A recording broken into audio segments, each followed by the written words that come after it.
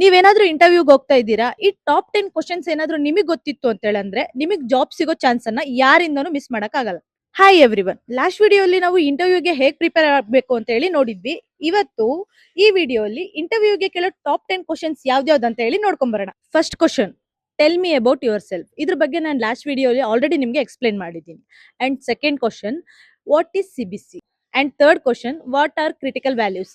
Fourth question, what quality control do you perform before running the sample? And fifth question, difference between serum and plasma.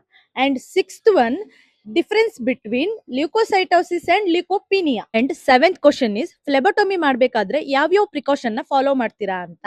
Eighth question, rejected sample criteria ಏನೇನು, ಹಾಗೆ rejected sample ಬಂದ್ರೆ ನೀವ್ ಹೆಂಗ್ handle ಮಾಡ್ತೀರಾ ಅಂತ. And ninth question ತುಂಬಾ important. ನೀವು ಎಲ್ಲೇ ಇಂಟರ್ವ್ಯೂ ಕೊಡಕ್ ಹೋದ್ರು ಈ ಕ್ವಶನ್ ನ ನಿಮ್ಗೆ ಕೇಳ್ತಾರೆ, why should we hire you ಅಂತ. ಹಾಗೆ ಇನ್ನ last and more important question, in 5 ವರ್ಷ ಆದ್ಮೇಲೆ ನಿಮ್ಮನ್ನ ನೀವು ಎಲ್ಲಿ ನೋಡಕ್ ಇಷ್ಟ ಪಡ್ತೀರಾ ಅಂತ ಹೇಳಿ ಕೇಳ್ತಾರೆ. ಈ ಎಲ್ಲಾ ಕ್ವಶನ್ನಿಗೂ ನೀವು ಕರೆಕ್ಟ್ ಆಗಿ ಆನ್ಸರ್ ಮಾಡಿದ್ರಿ ಅಂದ್ರೆ ನಿಮ್ಗೆ ಜಾಬ್ ಸಿಗೋ ಚಾನ್ಸ್ ಅನ್ನ ಯಾರಿಂದನೂ ಮಿಸ್ ಮಾಡಕ್ ಆಗಲ್ಲ. ಹಾಗೆ ನೆಕ್ಸ್ಟ್ ವಿಡಿಯೋಲಿ ಈ ಎಲ್ಲಾ ಟಾಪ್ 10 ಕ್ವಶನ್ನಿಗೂ ಇಂಟರ್ವ್ಯೂ ಲೆವೆಲ್ಗೆ ಆನ್ಸರ್ ಕೊಡ್ತೀನಿ. ಅದಕ್ಕೋಸ್ಕರ ಈ ವಿಡಿಯೋನ ಯಾರು ಮಿಸ್ ಮಾಡ್ಕೊಳ್ದೆ ಸೇವ್ ಮಾಡ್ಕೊಳ್ಳಿ, ಹಾಗೆ ನನ್ನ ಪೇಜ್ ನ ಫಾಲೋ ಮಾಡ್ಕೊಳ್ಳಿ. ನೆಕ್ಸ್ಟ್ ವಿಡಿಯೋಲಿ ಸಿಗೋಣ. ಅಂಟಿಲ್ ದೆನ್ ಬಾಯ್.